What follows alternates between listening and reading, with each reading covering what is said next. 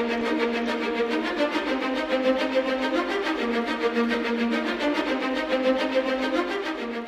adalah WBCQ, menghadirkan radio World's Last Chance kepada Anda dari Monticello, Maine, Amerika Serikat.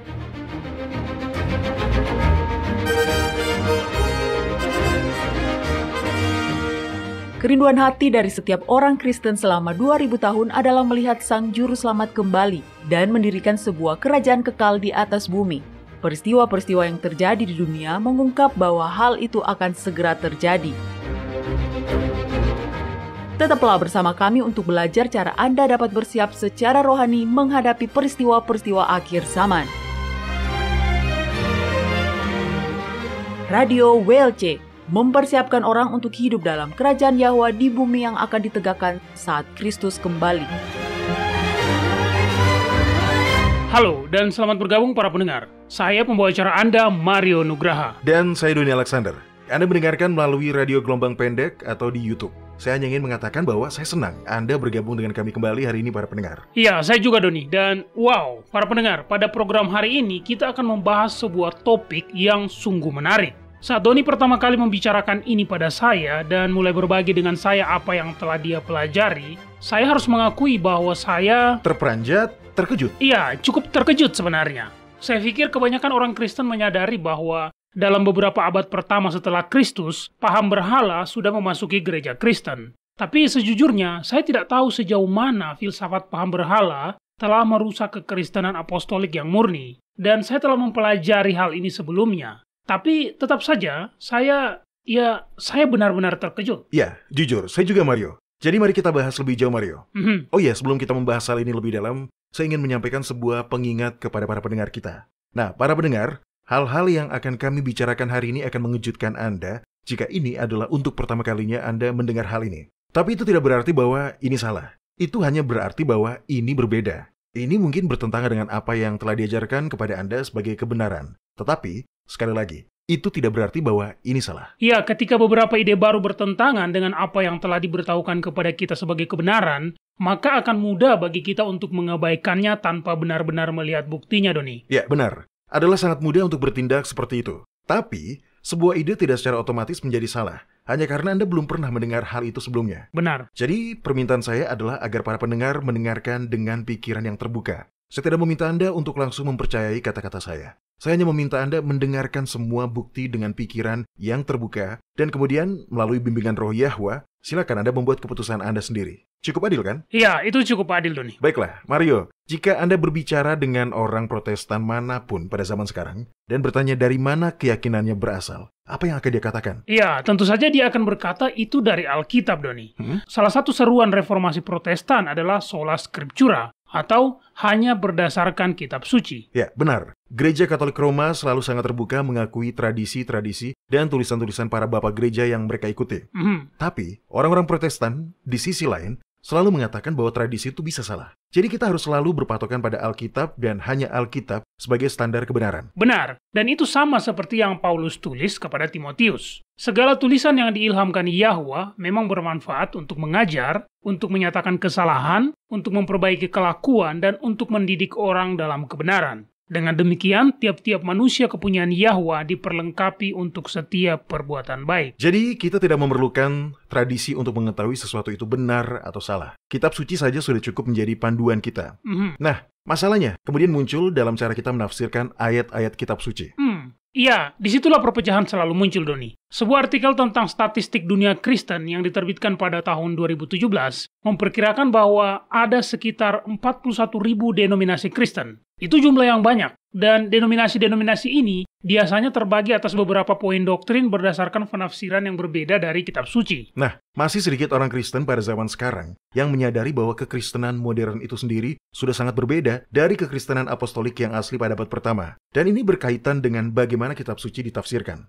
Teologi Kristen modern saat ini telah sangat, saya tekankan, sudah sangat dipengaruhi oleh paham-paham berhala. Terutama tulisan-tulisan filosof Yunani yaitu Plato. Oke, Doni, keyakinan-keyakinan apa yang menurut Anda berasal dari Plato? Secara khusus, tentang ketuhanan Tritunggal. Dan ingat, para pendengar, pelajari buktinya sebelum Anda mengabaikannya.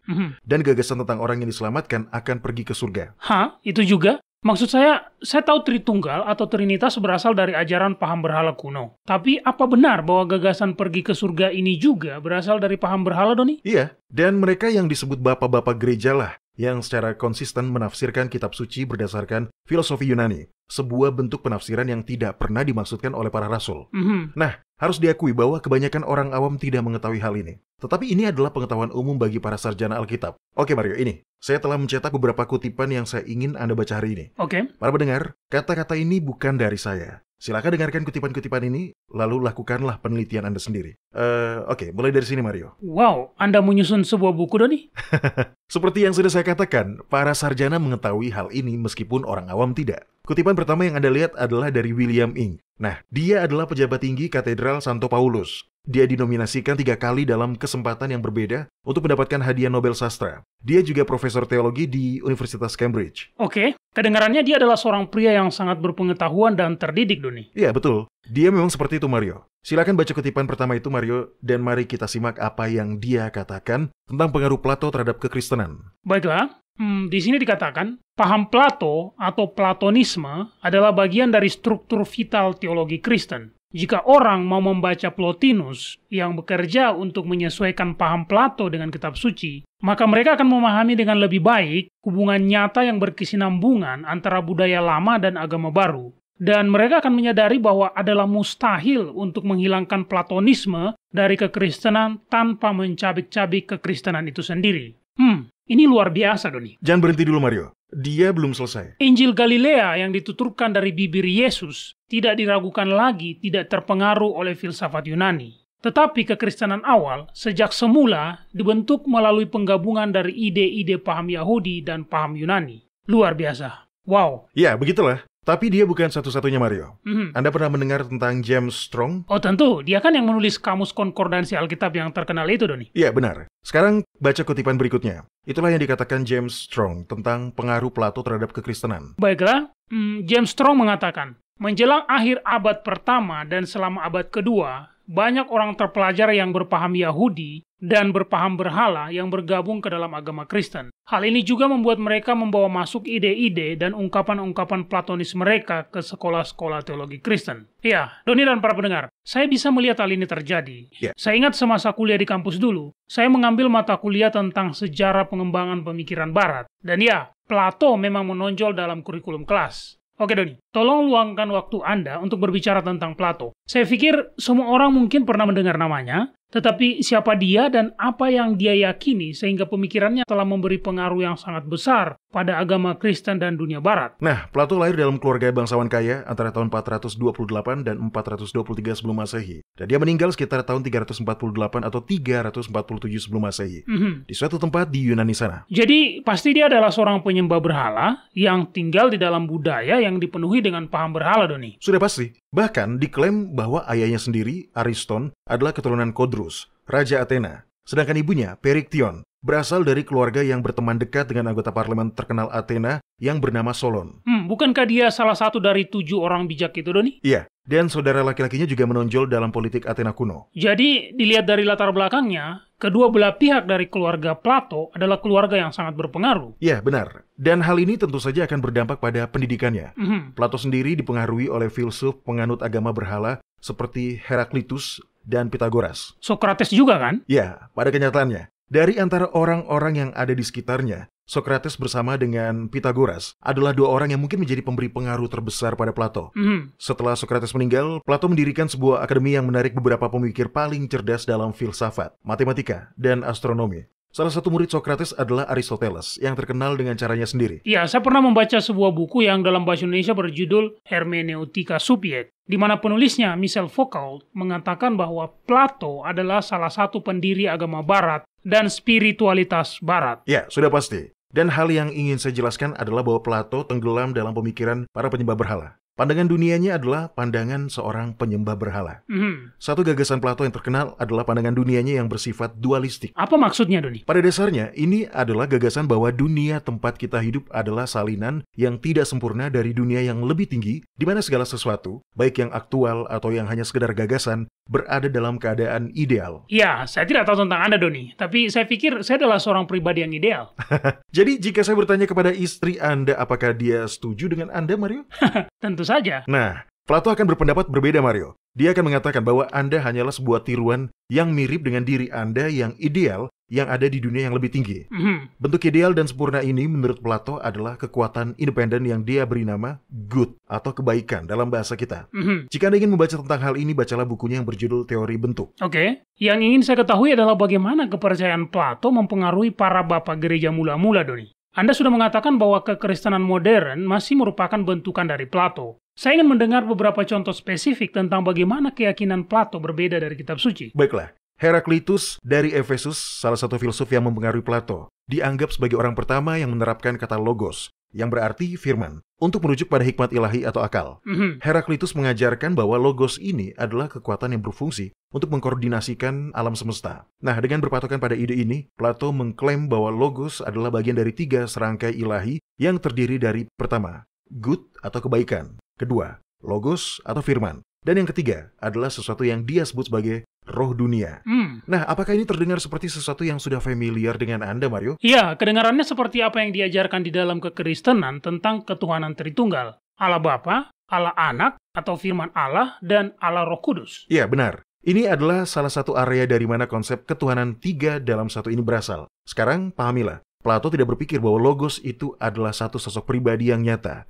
Sebaliknya, dia memandangnya sebagai sebuah prinsip panduan. Para filsuf Stoa yang juga berbasis di Athena meyakini bahwa logos adalah sesuatu yang mengatur segalanya. Aristoteles, murid Plato, walaupun tidak meyakini semua hal mengenai teori bentuk dari Plato, tetapi dia juga percaya pada 3 serangkai. Tolong baca kutipan berikutnya, Mario. Ini adalah tulisan Aristoteles. Baiklah, karena seperti yang dikatakan Pitagoras, dunia dan semua yang ada di dalamnya ditentukan oleh angka 3, karena permulaan dan pertengahan, serta yang terakhir memberikan sebuah angka gabungan atau semua. Dan angka yang mereka berikan adalah 3 serangkai. Jadi setelah mengambil ketiga hal ini dari alam sebagai bisa dikatakan hukumnya, kita menggunakan lebih lanjut nomor 3 ini dalam penyembahan para berhala. Nah, Mario dan para pendengar, pada akhirnya, selama beberapa abad kemudian, 3 serangkai ilahi ini berubah menjadi gagasan tentang Allah Tritunggal. Ini adalah area utama di mana agama Kristen dipengaruhi oleh Plato. Anda harus memahami bahwa para bapak gereja mula-mula adalah orang-orang yang terdidik. Banyak dari mereka, seperti yang dialami orang-orang terpelajar pada masa itu, telah dilatih dalam filsafat Yunani. Hal ini tentu saja mempengaruhi penafsiran mereka terhadap kitab suci. Oh, jadi maksud Anda adalah mereka membentuk pandangan mereka terhadap dunia berdasarkan cara pandang Yunani dan bukan cara pandang Yahudi. Ya, tepat, Mario. Mereka melakukan itu terlepas dari fakta bahwa kitab suci ditulis dari sudut pandang Yahudi. Jadi ketika mereka yang disebut bapak-bapak gereja ini datang, mereka menafsirkan kitab suci. Bukan dari sudut pandang Yahudi para penulisnya, tetapi dari sudut pandang pendidikan Yunani mereka. Misalnya, mereka menyatakan bahwa apa yang dimaksud Plato dengan good atau kebaikan tentu saja adalah Yahwa. Kemudian logos, mereka klaim sebagai Yahuswa. Dan roh dunia yang mereka jadikan sebagai pribadi ketiga tanpa tubuh dari satu ketuhanan yang ajaib. Jadi, 3 serangkai ilahi Plato telah berubah menjadi Trinitas atau Tritunggal Kristen melalui para bapak gereja yang berpendidikan klasik. Ini pasti berdampak besar pada setiap bidang kepercayaan Kristen. Oh, itu benar. Anda tahu Edward Gibbon? Iya, bukankah dia penulis buku yang berjudul Kemerosotan dan Kejatuhan Kekaisaran Roma? Ya, dan dia menulis satu buku lagi yang berjudul Sejarah Kekristenan. Di dalam buku ini, dia membahas filosofi Yunani yang mempengaruhi kekristenan awal. Oke, tolong baca kutipan berikutnya, Mario. Ini adalah tulisan Gibbon. Oke, di sini dikatakan, adalah benar bahwa paham berhala telah ditaklukkan oleh kekristenan. Dan itu sama benarnya bahwa kekristenan telah dirusak oleh paham berhala. Paham deis yang murni dari orang-orang Kristen pertama telah diubah oleh gereja Roma menjadi dogma Trinitas yang tidak dapat dipahami. Banyak ajaran agama berhala yang merupakan buatan orang Mesir yang kemudian diidealkan oleh Plato dan dipertahankan sebagai sesuatu yang layak dipercaya. Paham deis murni. Istilah yang digunakan Gibbon ini mengacu pada agama asli para rasul yang percaya pada satu Tuhan. Mereka, sama seperti orang-orang Yahudi sebelum mereka, adalah para monoteis yang murni. Oke, Mario. tolong buka kitab Ulangan pasal 6 ayat 4. Oke. Inilah yang disebut Shema. Ini adalah pondasi di mana seluruh dasar agama Yahudi diletakkan. Dan keyakinan yang sama ini juga yang merupakan pondasi bagi kekristenan apostolik. Sudah dapat, Mario? Ya. Ya, silakan dibacakan. Dengarlah hai Israel, Yahwa Eloah kita adalah satu Yahwa. Dalam terjemahan yang Anda baca, kata kerja adalah merupakan kata yang ditambahkan. Jadi bacalah lagi, tapi hilangkan kata kerja itu. Dengarlah hai orang Israel, Yahwa itu Eloah kita, Yahwa itu Esa. Orang-orang Kristen apostolik, seperti halnya orang-orang Yahudi, adalah para monoteis. Mereka menyembah Yahwa sebagai satu-satunya Tuhan yang benar dan hidup. Mereka tentu tidak menyembah Dia sebagai 3 dalam 1 dengan Sang Anak dan Roh Kudus. Doktrin Trinitas sama sekali tidak muncul dalam kitab suci. Benar. Bahkan para sarjana Trinitarian sendiri telah mengakui hal ini. Nah Mario, kutipan berikutnya adalah dari seorang teolog baptis bernama William N. Clark. Tolong bacakan untuk kita apa yang dia katakan. Baiklah, berbicara tentang kitab suci, dia berkata, kata Trinitas tidak pernah digunakan dan tidak ada indikasi bahwa gagasan Trinitas telah terbentuk. Telah lama menjadi sebuah praktek umum untuk membaca perjanjian baru seolah-olah ide-ide zaman kemudian tentang subjek ini ada di dalamnya. Tetapi sebenarnya tidak. Pada zaman para rasul, doktrin Trinitas belum diciptakan. Setelah selang 3 atau 4 abad kemudian, barulah doktrin Trinitas ada. Doktrin bersejarah ini sangat berbeda dari kesederhanaan iman mula-mula. Wow, ini pernyataan yang luar biasa. Ya. Baik, Doni. Sebelum Anda melanjutkan, saya ingin berbagi satu poin dengan para pendengar kita. Nah, para pendengar, banyak dari Anda mungkin berpikir, bagaimana Anda bisa mengatakan bahwa doktrin Trinitas tidak muncul dalam kitab suci? Itu ada dalam kitab 1 Yohanes. Oke, ayat ini sudah saya tampilkan di layar, saya bacakan. Kitab 1 Yohanes pasal 5 ayat 7 dan 8 mengatakan, sebab ada 3 yang memberi kesaksian di dalam sorga, Bapa, Firman, dan Roh Kudus. Dan ketiganya adalah satu. Dan ada 3 yang memberi kesaksian di bumi, roh, dan air, dan darah, dan ketiganya adalah satu. Anda benar, Mario. Ayat ini sering ditunjuk sebagai bukti ketuhanan Tritunggal. Tapi sebenarnya tidak seperti itu. Tidak. Iya, karena ayat ini tidak terdapat di dalam salah satu manuskrip paling awal. Faktanya, ayat-ayat ini barulah ditambahkan ke dalam Alkitab 1000 tahun kemudian.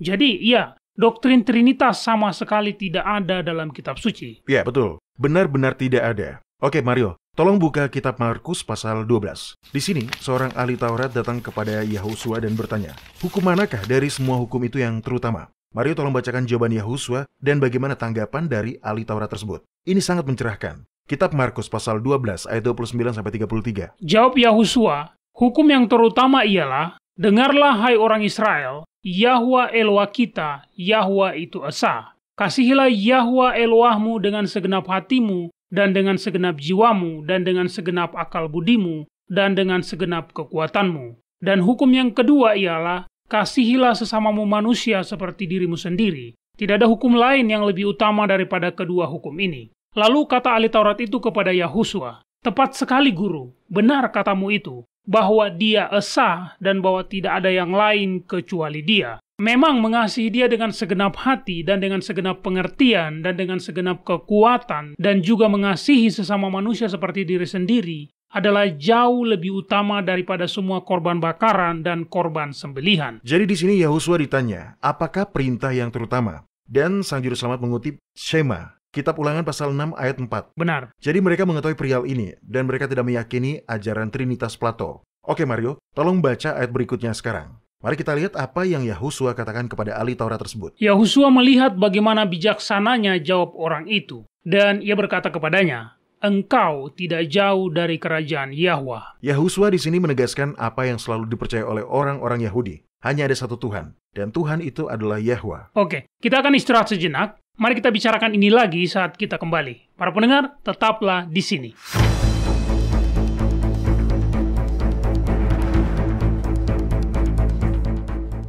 Anda mendengarkan radio World's Last Chance di WBCQ yang mengudara pada gelombang 31 meter di frekuensi 9330 kHz.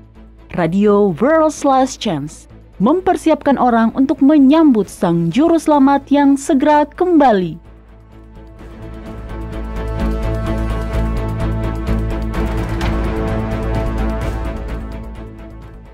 Apakah Anda senang melihat album-album foto Anda sambil mengingat saat-saat bahagia yang dihabiskan bersama keluarga dan sahabat? Apakah Anda menikmati peringatan ulang tahun, pernikahan, dan acara menyenangkan lainnya? Kebanyakan orang seperti itu. mengingat peristiwa yang menyenangkan dan menggembirakan dapat mengembalikan emosi yang sama yang dirasakan pada saat kenangan itu dibuat.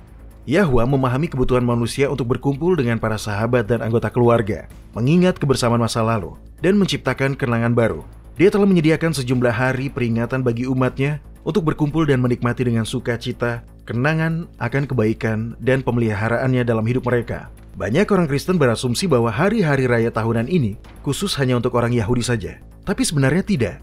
Ini adalah hari-hari raya Yahwa, bukan hari-hari raya orang Yahudi. Kitab Imamat pasal 23 ayat 2 menyatakan, "Berbicaralah kepada orang Israel, dan katakanlah kepada mereka, hari-hari raya yang ditetapkan Yahwa yang harus kamu maklumkan sebagai waktu pertemuan kudus. Berikut ini adalah hari-hari rayaku."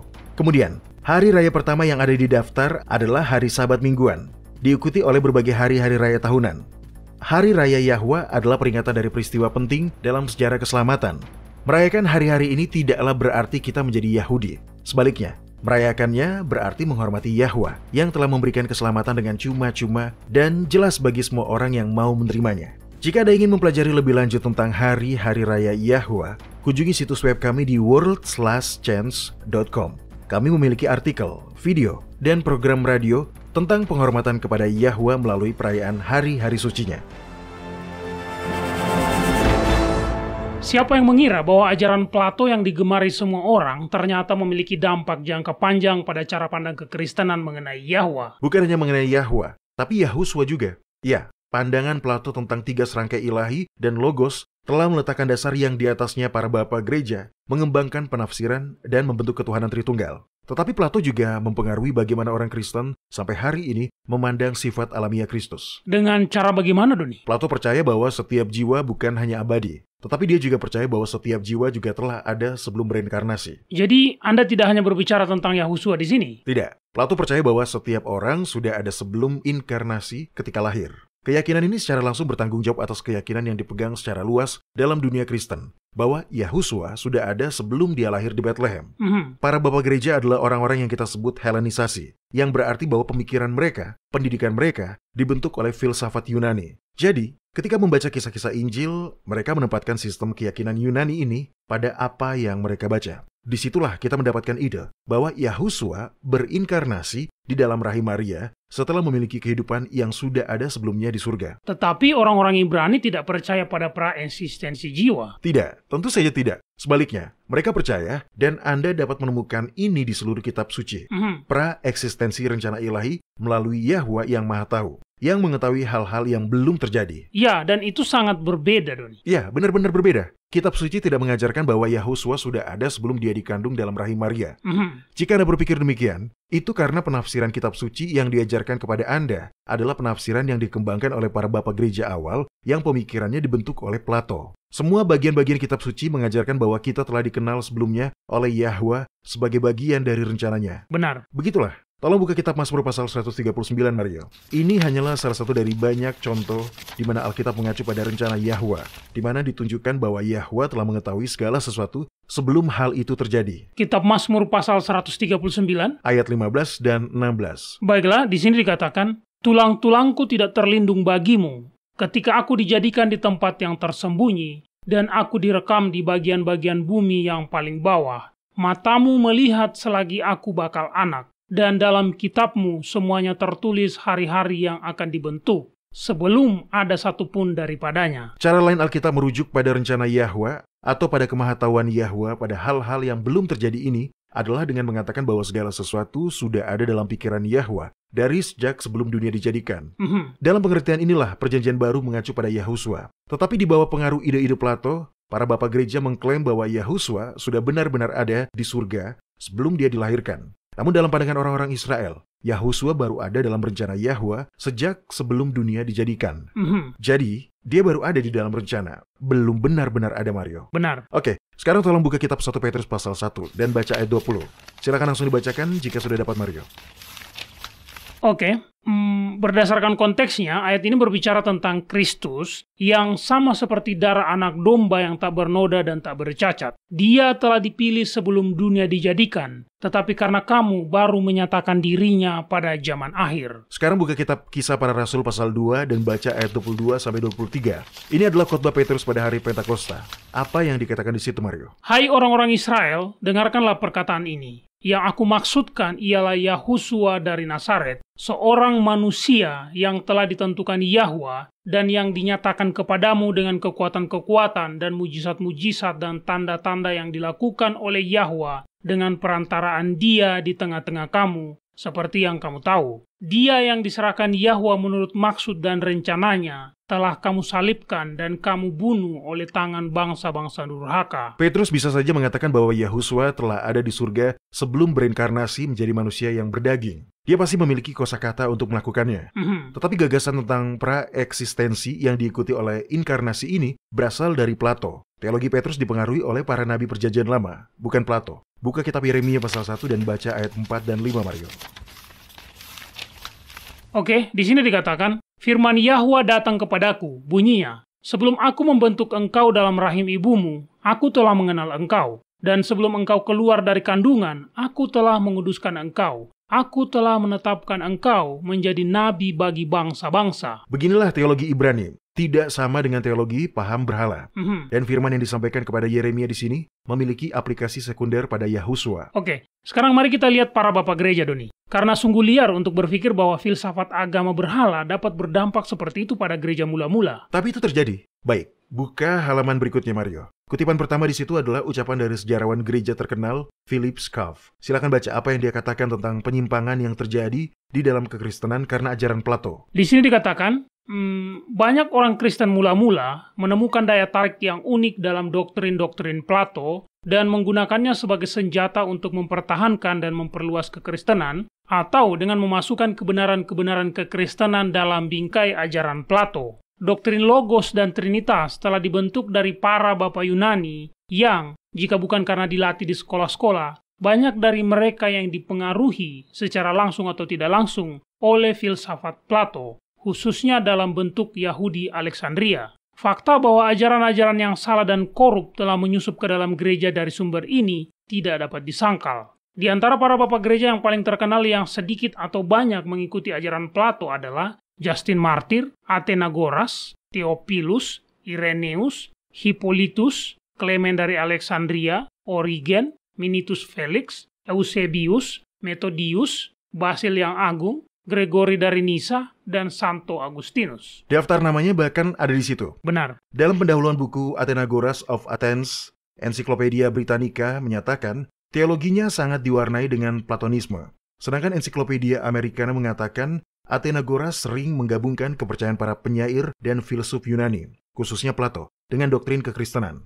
Oke, sekarang mari kita lihat apa yang dikatakan oleh beberapa bapak gereja sendiri. Silakan baca kutipan berikutnya, Mario. Oke, ini dari Agustinus dari Hippo. Dia berkata, ucapan Plato yang merupakan ucapan paling murni dan terang dalam semua filsafat telah menyebarkan sekumpulan kesalahan. Wow! Jika Anda tidak memperhatikannya dengan baik, Anda akan berpikir bahwa dia berbicara tentang kitab suci. Ya, dan dalam bukunya The Passion of the Western Mind, Richard Tarnas menulis, rumusan Agustinus tentang Platonisme Kristenlah yang telah meresapi hampir semua pemikiran Kristen abad pertengahan di Barat. Karena begitu antusiasnya integrasi Kristen dari semangat Yunani sehingga Socrates dan Plato sering dianggap sebagai orang-orang kudus pra-Kristen yang diilhami secara rohani. Serius? Wow! Oh iya, kemudian Clement dari Alexandria. Anda pernah mendengar tentang dia? Dalam buku Journal of Religion, Albert Outler menulis bahwa Plato menempati tempat penting dalam apa yang disebut Helenisasi kekristenan. Dan secara umum telah diakui bahwa Clement melangkah sejauh yang pernah dilakukan orang-orang Kristen ortodoks manapun dalam mengambil dan menggunakan konsep filosofis dan etika Helenistik untuk mengekspresikan iman Kristennya. Plato adalah filsuf favoritnya. Wow, saya baru-baru ini membaca bahwa Clement percaya bahwa filsafat Yunani adalah semacam guru untuk mempersiapkan orang Yunani menerima Yahusua. Ya, masalahnya adalah alih-alih mengesampingkan filsafat agama berhala, ketika kebenaran terungkap, mereka malah mengintegrasikan filsafat agama berhala tersebut ke dalam teologi Kristen. Dan itulah mengapa ajaran agama berhala itu ada di dalam agama Kristen sampai hari ini, Doni. Ya, tepat. Siapa nama selanjutnya dalam daftar di tangan Anda, Mario? Ini perkataan dari Gregory dari Nisa. Gregorius dari Nisa adalah seorang uskup abad keempat yang berpengaruh dalam mengembangkan doktrin ketuhanan Tritunggal di Konsili Konstantinopel pada tahun 381 Masehi. Buku The Great Catechism menyatakan bahwa dia menggambarkan karya penyelamatan Kristus dalam bentuk bahasa Plato. Menarik. Kutipan selanjutnya ini dari buku The Philosophy of the Church Fathers oleh Harry Wolfson. Oh iya, dia berbicara tentang kompromi yang diperlukan ketika Gregory mencoba menyelaraskan filsafat Yunani dengan monoteisme Israel. Oke, silakan dibaca Mario. Ini adalah sebuah solusi melalui harmonisasi, upaya untuk menggabungkan monoteisme orang Yahudi dan politeisme orang Yunani, seperti yang dicirikan oleh Gregory dari Nisa. Metode harmonisasi yang digunakan oleh mereka adalah dengan menipiskan monoteisme Yahudi sebagai sebuah pelonggaran pada filsafat Yunani. Nah, itu berbicara tentang korupsi ajaran kekristenan apostolik. Dan kita harus jujur, ini adalah sebuah penyelewengan ajaran yang walaupun sederhana, namun sangat jelas. Dengan jalan menafsirkan kitab suci dari sudut pandang seorang filsuf penyembah berhala, maka makna dan maksud asli dari Alkitab pun menjadi hilang. Ini menjadi begitu meresap sehingga banyak bapak gereja yang mengajarkan bahwa orang-orang percaya benar-benar dapat bertumbuh dalam pengetahuan tentang Yahwa melalui studi filsafat Yunani. Luar biasa, itu bertolak belakang dengan apa yang Paulus katakan. Tunggu, saya buka dulu. Saya pikir itu ada di... Iya, ini dia. Kitab 1 Korintus pasal 1 ayat 20 sampai ayat 23. Paulus mengatakan, "Di manakah orang yang berhikmat? Di manakah ahli Taurat? Di manakah pembantah dari dunia ini? Bukankah Yahwa telah membuat hikmat dunia ini menjadi kebodohan? Oleh karena dunia dalam hikmat Yahwa tidak mengenali Yahwa oleh hikmatnya, maka Yahwa berkenan menyelamatkan mereka yang percaya oleh kebodohan pemberitaan Injil. Orang-orang Yahudi menghendaki tanda dan orang-orang Yunani mencari hikmat. Tetapi kami memberitakan Kristus yang disalibkan, yang untuk orang-orang Yahudi merupakan suatu batu sandungan, dan untuk orang-orang bukan Yahudi merupakan suatu kebodohan." Jadi, hampir tidak ada cara untuk belajar tentang Yahwa. Di sini, Paulus sebenarnya juga memberi peringatan menentang filsafat agama berhala. Baik, Mario, tolong bacakan kitab Kolose pasal 2 ayat 8 untuk kita. Oke. Kitab Kolose pasal 2 ayat 8 mengatakan, "Hati-hatilah supaya jangan ada yang menawan kamu dengan filsafatnya yang kosong dan palsu, menurut ajaran turun-temurun dan roh-roh dunia, tetapi tidak menurut Kristus." Paulus adalah rasul yang paling terdidik. Dia tahu bahwa filsafat agama berhala hanya akan merusak iman yang baru lahir, dan dia memperingatkan untuk tidak melakukannya. Sayangnya, ketika para bapak gereja menggabungkan teologi Kristen dengan filsafat agama berhala, mereka mengembangkan ajaran tentang ketuhanan Tritunggal yang sepenuhnya bertolak belakang dengan monoteisme murni kitab suci. Baik, Mario, tolong baca kutipan berikutnya. Ini dari seorang sarjana perjanjian lama, Norman Snaith. Apa yang dia katakan di situ? Dia mengatakan, kita berada pada posisi di mana penafsiran ulang teologi Alkitab yang didasarkan pada ide-ide para filsuf Yunani yang telah tersebar luas selama berabad-abad dan telah merusak esensi iman Kristen di mana-mana. Kekristenan sendiri cenderung menderita karena terjemahan dari tulisan para nabi telah ditafsirkan berdasarkan filsafat Plato. Nah, seharusnya kita tidak boleh terikat pada orang-orang yang tidak percaya. Mario, apakah Anda masih ingat nasihat Paulus dalam kitab 2 Korintus? Tidak. Baiklah, tolong buka dan bacakan kitab 2 Korintus pasal 6 ayat 14-15. Oke, mari kita lihat di sini. Janganlah kamu merupakan pasangan yang tidak seimbang dengan orang-orang yang tak percaya, sebab persamaan apakah terdapat antara kebenaran dan kedurhakaan? Atau bagaimanakah terang dapat bersatu dengan gelap? Persamaan apakah yang terdapat antara Kristus dan Belial? Apakah bagian bersama orang-orang percaya dengan orang-orang yang tak percaya? Jadi kita harus mendasarkan teologi kita pada kitab suci, bukan pada filsafat agama berhala. Benar. Yudas bahkan bisa melihat kesalahan seperti ini mulai merayap masuk di zamannya. Mario, tolong bacakan kitab Yudas pasal 1 ayat 3-4. Saudara-saudaraku yang kekasih, sementara aku bersungguh-sungguh berusaha menulis kepada kamu tentang keselamatan kita bersama, aku merasa terdorong untuk menulis ini kepada kamu dan menasihati kamu, supaya kamu tetap berjuang untuk mempertahankan iman yang telah disampaikan kepada orang-orang kudus. Sebab ternyata ada orang tertentu yang telah masuk menyelusup di tengah-tengah kamu, yaitu orang-orang yang telah lama ditentukan untuk dihukum. Mereka adalah orang-orang yang fasik, yang menyalahgunakan kasih karunia Eloa kita untuk melampiaskan hawa nafsu mereka, dan yang menyangkal satu-satunya penguasa dan Tuhan kita, Yahusua Kristus. Para rasul adalah monoteis, bukan trinitarian. Oke, sekarang buka kitab 1 Korintus pasal 8, dan bacakan ayat 6 untuk kita. Namun bagi kita hanya ada satu Eloa saja, yaitu Bapa yang daripadanya berasal segala sesuatu dan yang untuk Dia kita hidup. Dan satu Tuhan saja, yaitu Yahusua Kristus, yang olehnya segala sesuatu telah dijadikan dan yang karena Dia kita hidup. Jadi pertanyaan untuk kita masing-masing adalah, siapa yang akan Anda percayai? Para bapak gereja yang telah dirusak oleh filsafat agama berhala atau Alkitab? Bahkan Kristus telah berkata bahwa hanya ada satu Tuhan. Dalam kitab Yohanes pasal 17 ayat 3 Dia berdoa, "Inilah hidup yang kekal itu, yaitu bahwa mereka mengenal Engkau, satu-satunya Eloa yang benar." Nah Doni, sebelumnya Anda mengatakan bahwa filsafat Plato bahkan turut juga membentuk pandangan Kristen tentang surga. Jadi sekarang tolong jelaskan lebih jauh tentang hal itu, Doni. Baik, kebanyakan orang Kristen saat ini memandang surga sebagai sebuah tempat yang sangat nyaman, di mana roh-roh tanpa tubuh hidup dalam kekekalan, sambil memandang Yahwa. Konsep ini, sekali lagi, berasal dari Plato. Anda ingat idenya bahwa dunia fisik hanyalah sebuah refleksi dari sebuah dunia ideal yang sempurna? Iya. Nah, kemudian, bagi Plato, surga adalah keluar dari dunia fisik dan material yang dalam pandangannya tidak sempurna. Dia percaya bahwa jiwa manusia terperangkap di dalam tubuh fisik. Dan hal ini bertentangan dengan Alkitab yang menyatakan bahwa ketika nafas Yahwa memasuki tubuh Adam, manusia itu menjadi jiwa yang hidup. Jadi, jiwa adalah kombinasi dari keduanya, Doni. Iya, benar. Tetapi bagi Plato, tubuh itu seperti penjara jiwa. Jadi kemudian bagi Plato, keselamatan itu diperoleh dengan melarikan diri dari alam fisik dan masuk ke alam rohani. Keyakinan ini sebenarnya yang menjadi dasar dari ungkapan Plato, soma sema, yang berarti tubuh adalah penjara, atau bahkan kuburan bagi jiwa.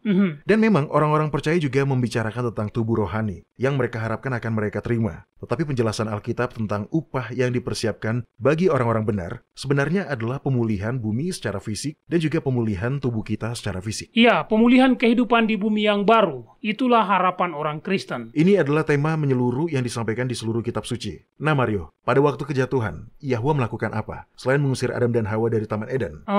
Dia mengutuk tanah. Ya, tepat sekali. Dan upah orang benar adalah agar kutukan itu dicabut, supaya kita dapat hidup selama-lamanya di bumi yang telah dicipta ulang, di hadirat Bapa dan Anak Domba itu.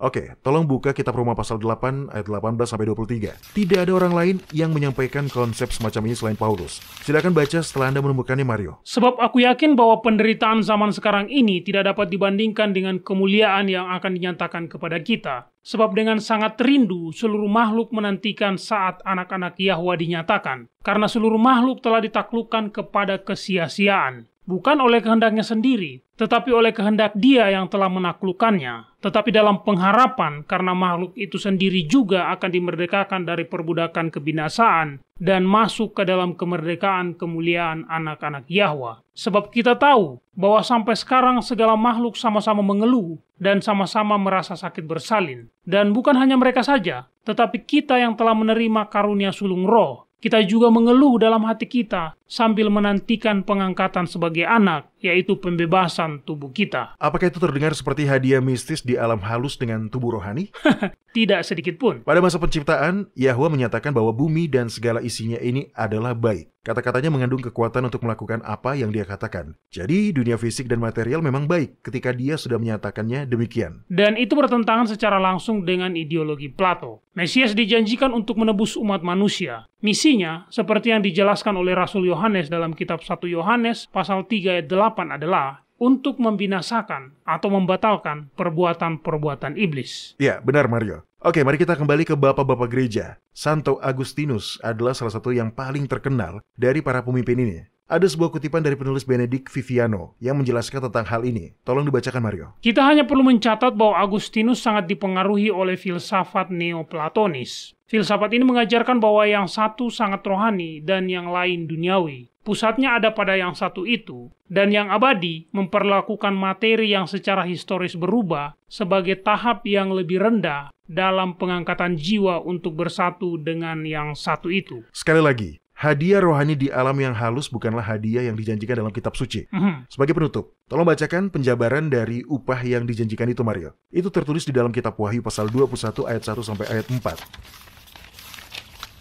Lalu aku melihat langit yang baru dan bumi yang baru, sebab langit yang pertama dan bumi yang pertama telah berlalu, dan laut pun tidak ada lagi. Dan aku melihat kota yang kudus, Yerusalem yang baru, turun dari sorga, dari Yahwa, yang berhias bagaikan pengantin perempuan yang berdandan untuk suaminya. Lalu aku mendengar suara yang nyaring dari tahta itu berkata, "Lihatlah, kemah Yahwa ada di tengah-tengah manusia, dan ia akan diam bersama-sama dengan mereka. Mereka akan menjadi umatnya, dan ia akan menjadi Eloa mereka. Dan ia akan menghapus segala air mata dari mata mereka, dan maut tidak akan ada lagi. Tidak akan ada lagi perkabungan, atau ratap tangis, atau duka cita, sebab segala sesuatu yang lama itu telah berlalu."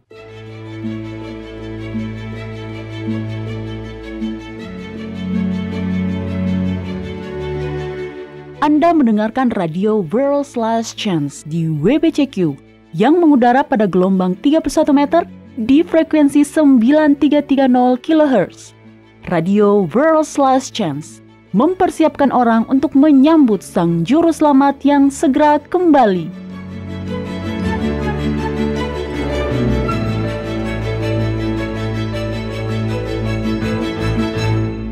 Oke, dari mana datangnya pertanyaan yang ada di kotak surat harian kita saat ini, Mario? Saya akan memberi Anda petunjuk, Doni. Negara ini memiliki nama tempat terpanjang di dunia.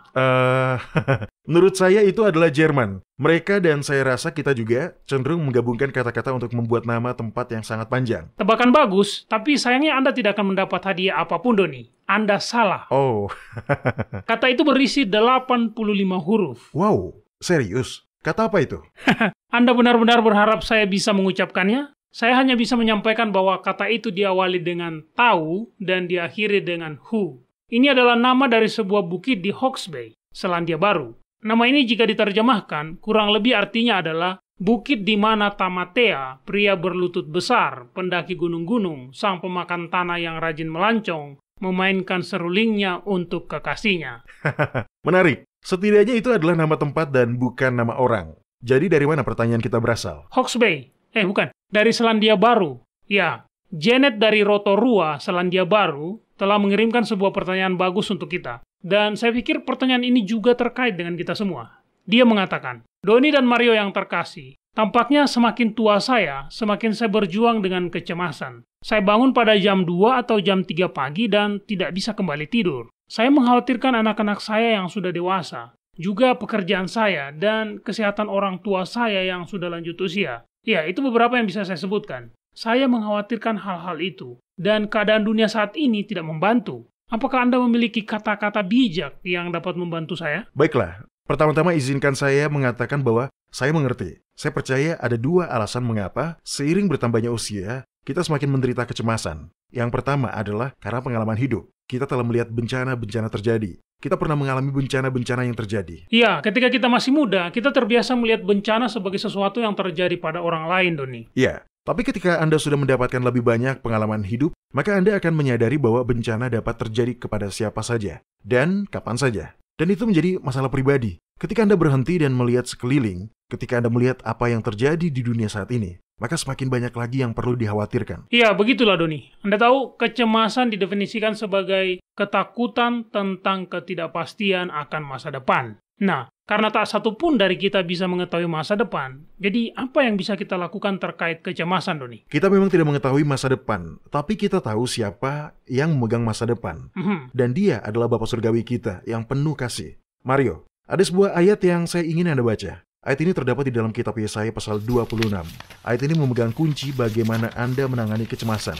Kitab Yesaya pasal 26 ayat 3. Tolong dibacakan, Mario. Baik, di sini dikatakan, "Yang hatinya teguh, kau jagai dengan damai sejahtera, sebab kepadamulah ia percaya." Ketika kita membiasakan untuk mempercayai Bapa Surgawi kita, ketakutan dan kecemasan yang mengganggu kita seiring bertambahnya usia akan memudar ketika kita mengingat siapa yang memegang kendali. Oke. Sekarang, mari kita beralih ke kitab Yeremia pasal 29. Tunggu sebentar. Sebelum kita melanjutkan, saya ingin membaca ayat berikutnya. Ini juga sangat indah. Di sini dikatakan, "Percayalah kepada Yahwa selama-lamanya, sebab Elohim Yahwa adalah gunung batu yang kekal." Iya, dan waktu yang tepat untuk percaya adalah ketika Anda merasa takut. Dan seperti yang kita dengar, setiap hari dari janji harian, Yahwa aman untuk dipercaya. Oke. Tolong baca kitab Yeremia pasal 29 ayat 11, Mario. Oke. Kitab Yeremia pasal 29 ayat 11. Ketika kita mengingat bahwa Yang Maha Kuasa adalah sosok orang tua yang lembut dan penuh kasih, kita dapat dengan aman mempercayai rencananya yang bijaksana bagi kita.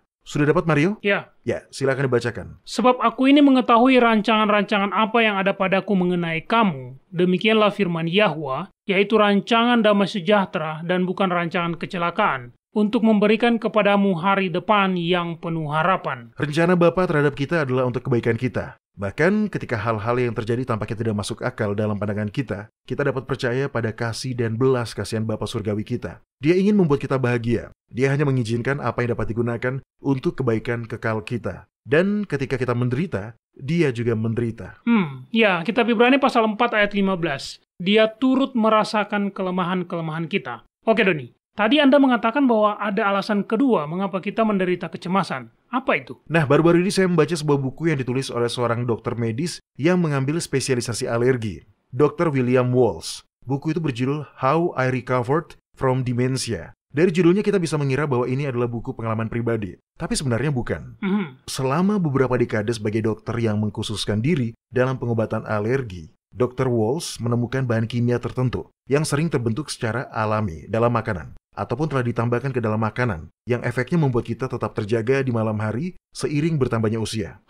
Dan kemudian tentu saja ditambah dengan pengalaman hidup kita memikirkan semua hal yang bisa berakhir salah. Jadi kecemasan pun membuat kita tidak bisa tertidur. Ya, benar. Ketika kita masih muda, kebanyakan orang tidak terpengaruh oleh bahan kimia ini. Nah, hal yang Dr. Walsh temukan adalah bahwa menghilangkan atau membatasi secara ketat bahan-bahan kimia ini dalam makanan kita dapat membantu orang tertidur sepanjang malam dan mengurangi penyakit brain fog yang membuat seseorang menjadi pelupa sesaat. Nah, Dr. Walsh lebih lanjut menjelaskan bahwa dengan menjaga kandungan bahan kimia ini, perkembangan demensia dapat dihambat. Jadi Mario dan para pendengar, ada banyak manfaat kesehatan yang dapat kita peroleh dengan memperhatikan kandungan makanan yang kita makan. Benar. Tapi, apa nama bahan kimianya, Doni? Monosodium glutamat adalah salah satunya. MSG sebenarnya terdapat secara alami di banyak makanan, tetapi juga ditambahkan sebagai penambah rasa. Gula olahan, semua gula olahan, bukan hanya gula putih. Gluten, laktosa, apalagi ya? Oh, salah satu yang mengejutkan saya adalah asam sitrus.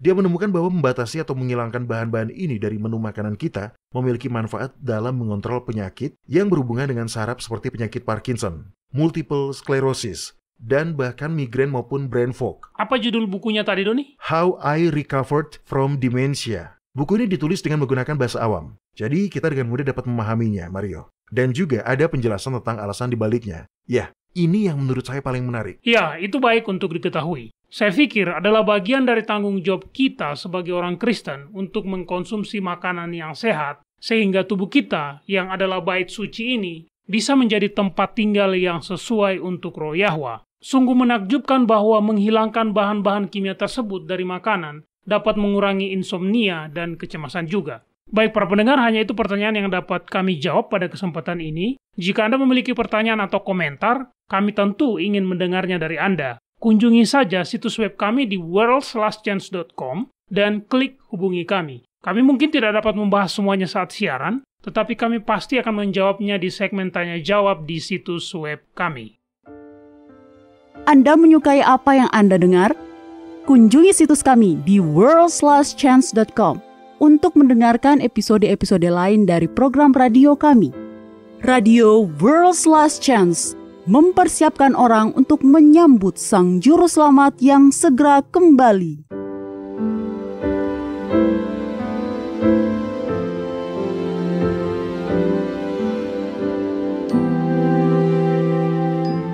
Halo, ini adalah janji harian Anda dari firman Yahwa. Joshua Rogers adalah seorang penulis dan kolumnis Kristen. Walaupun dia adalah seorang anak mahasiswa hukum yang miskin, tapi dia tetap didenda sekitar Rp700.000 karena mengemudi dengan SIM yang sudah kadaluarsa.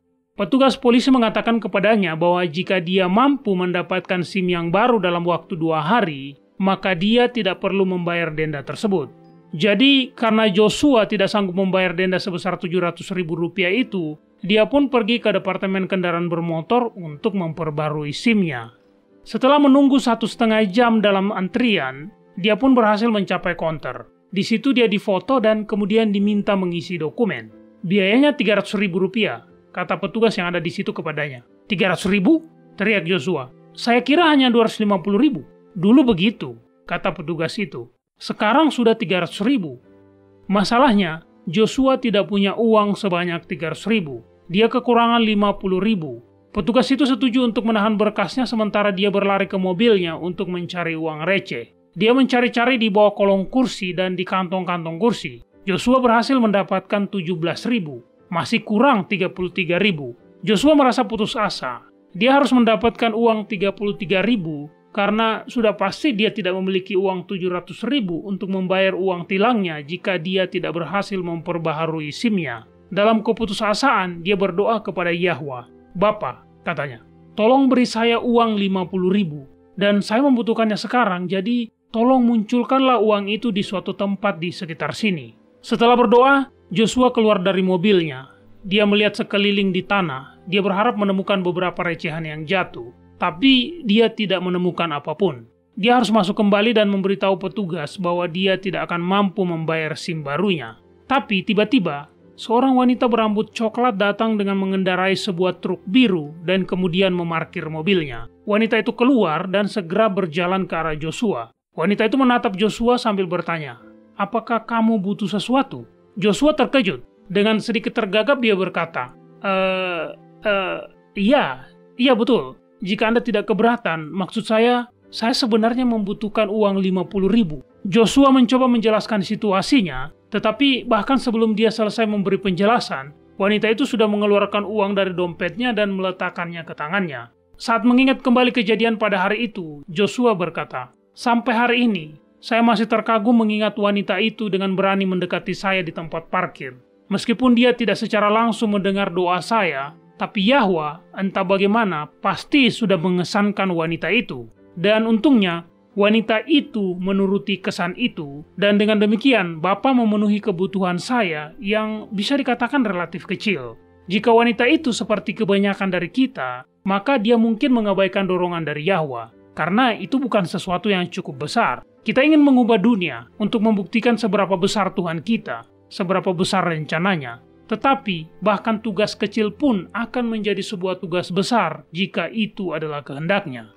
Saya berdoa meminta 50.000 dan Yahwa menggunakan seorang wanita yang tampaknya dipilih secara acak untuk menyediakannya. Tetapi melalui kepatuhan wanita itu, Yahwa memberikan lebih dari sekedar uang receh. Yahwa menunjukkan kepada saya betapa Dia mengasihi saya, bahwa Dia peduli dengan detail hidup saya, dan bahwa Dia mengirim orang untuk memenuhi bahkan kebutuhan saya yang paling mendasar. Para pendengar, Kitab 2 Samuel pasal 22 ayat 7 memberitahu kita, "Ketika aku dalam kesesakan, aku berseru kepada Yahwa, kepada Elohku aku berseru, dan Ia mendengarkan suaraku dari baitnya. Teriakku minta tolong masuk ke telinganya." Kepada kita telah diberikan janji-janji yang besar dan berharga. Majulah dan mulailah mengaminkannya.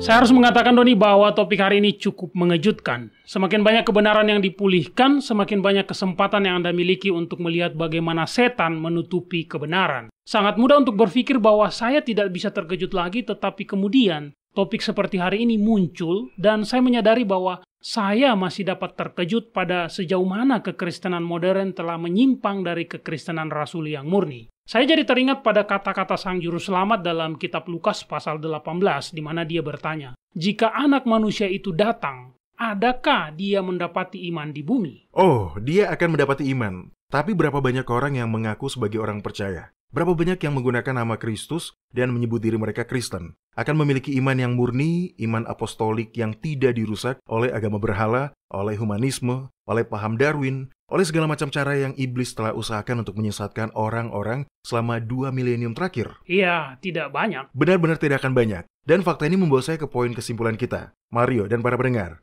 teruslah belajar. Jangan berasumsi bahwa semua kebenaran telah terungkap atau bahwa Anda sudah mengetahui semua kebenaran. Setan telah menghabiskan 6.000 tahun terakhir untuk merusak, memutarbalikkan, dan mengubur kebenaran. Kita tidak akan mengetahui semuanya dalam kehidupan yang sekarang. Berasumsi bahwa kita sudah mengetahui semua kebenaran yang diperlukan untuk diselamatkan berarti menutupi pikiran kita terhadap kebenaran baru surgawi yang sedang dicurahkan. Ya, saya pikir itulah sebabnya dalam kitab Wahyu pasal 18, orang-orang percaya dipanggil keluar dari Babel. Tunggu, saya buka dulu. Nah, ini dia. Ini dari kitab Wahyu, pasal 18, ayat 4 dan 5, dan saya sedang membaca versi kitab Jenewa, Alkitab para Reformator Protestan. Di sini dikatakan, "Lalu aku mendengar suara lain dari sorga berkata, 'Keluarlah kamu, hai umatku, keluarlah daripadanya, supaya kamu jangan mengambil bagian dalam dosa-dosanya, dan supaya kamu jangan turut ditimpa malapetaka-malapetakanya. Sebab dosa-dosanya telah bertimbun-timbun sampai ke langit, dan Yahwa telah mengingat segala kejahatannya.'"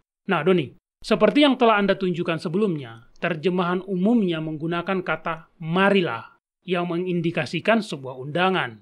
Tapi sebenarnya, ini adalah sebuah perintah. Keluarlah. Nah, Anda sudah mengerti alasannya kan, Mario? Iya, karena semua agama yang terorganisir memiliki kebenaran yang sudah dicampur aduk dengan ajaran salah. Ya, tetapi lebih dari itu, semua agama yang terorganisir, semua denominasi Kristen, memiliki kredo dan rangkaian kepercayaan yang khusus, berbeda dari yang lain. Dan inilah yang membedakan mereka dengan denominasi dan agama lain. Untuk menjadi anggota dari agama atau denominasi tertentu, Anda harus mematuhi seperangkat keyakinan itu. Itu benar. Masalahnya adalah, bersamaan dengan keyakinan-keyakinan itu, muncul pula pola pikir bahwa orang lain salah dan hanya denominasi Anda yang benar. Ini memiliki efek menutup pikiran terhadap kebenaran baru. Organisasi Anda mungkin memang memiliki banyak kebenaran. Tetapi bagaimana jika Yahwa ingin memberi Anda lebih banyak lagi? Apakah Anda akan menolaknya karena bertentangan dengan akidah denominasi Anda atau teologi agama Anda? Itulah bahaya yang datang jika kita menyelaraskan diri kita dengan organisasi keagamaan. Segera setelah kita bergabung dengan gereja tertentu, kita cenderung mulai membiarkan para pendeta atau para pastor memberitahu kita apa yang harus dipercaya, dan kita berhenti belajar untuk diri kita sendiri. Kita tidak boleh bertindak seperti itu. Kita sudah terlalu dekat pada akhir dunia untuk menganggap kita sudah tahu segalanya atau membiarkan orang lain untuk berpikir bagi kita. Ya, para pemimpin agama bisa menjadi antek setan yang paling efisien. Mereka dapat mempengaruhi lebih banyak orang dibanding dengan orang awam yang tidak memiliki pengaruh besar. Ya, benar. Buka kitab Yoel pasal 2 dan bacalah ayat 23, Mario. Baik. Di sini dikatakan, "Hai Bani Sion, bersorak-soraklah dan bersukacitalah karena Yahwa Elohmu, sebab telah diberikannya kepadamu hujan pada awal musim dengan adilnya, dan diturunkannya kepadamu hujan pada awal dan hujan pada akhir musim seperti dahulu." Kitab suci menafsirkan dirinya sendiri. Kita tahu dari bagian lain dalam kitab suci bahwa hujan adalah simbol untuk doktrin. Benar. Jadi, para murid dan para rasul sudah menerima hujan awal. Sekarang saatnya untuk hujan akhir. Ini berbicara tentang peningkatan doktrin murni. Anda tidak akan mengetahuinya jika Anda tidak belajar tentang hal ini. Dan Anda harus belajar untuk diri Anda sendiri. Dan adalah sangat menyenangkan untuk mempelajari kebenaran baru, Doni. Ya, sangat menyenangkan. Tidak ada hal lain dalam hidup yang sama memuaskannya dengan menemukan kebenaran baru dari firman Yahwa. Ya, kita sudah kehabisan waktu untuk hari ini, para pendengar. Saya ingin mengucapkan terima kasih Anda telah bergabung dengan kami hari ini. Waktunya sudah singkat dan kita harus bersiap-siap. Tidak ada waktu untuk bermain-main dengan dosa yang dipelihara, dan tentu saja tidak ada waktu untuk berpuas diri dengan teologi yang telah dirusak oleh ajaran-ajaran salah. Jika Anda meminta Yahwa untuk memimpin Anda ke dalam semua kebenaran, Dia akan melakukannya. Dia sudah berjanji. Baik para pendengar, kami berharap Anda dapat bergabung dengan kami lagi besok. Sampai jumpa, dan ingatlah, Yahwa mengasihi Anda, dan Dia aman untuk dipercaya.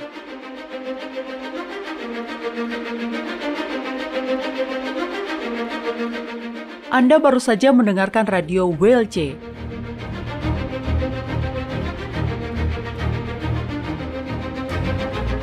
World's Last Chance berkomitmen untuk memberitakan Injil Kerajaan Yahwa kepada dunia. Nubuatan dan peristiwa-peristiwa terbaru mengindikasikan bahwa Sang Juru Selamat sudah akan kembali dalam waktu yang tidak lama lagi. Orang-orang kudus kemudian akan diberikan hidup yang kekal dan Kerajaan Yahwa akan ditegakkan di sini, di bumi ini.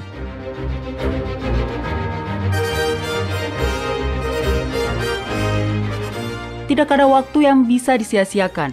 Terimalah anugerah keselamatan hari ini dan izinkan Yahwa menyelimuti Anda dengan kebenaran Kristus.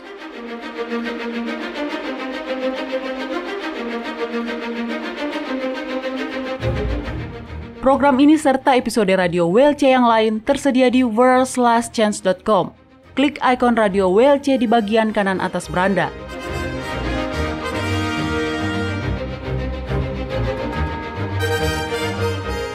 Bergabunglah kembali bersama kami besok untuk menerima berbagai pesan kebenaran lain di WBCQ yang mengudara pada gelombang 31 meter di frekuensi 9330 kHz.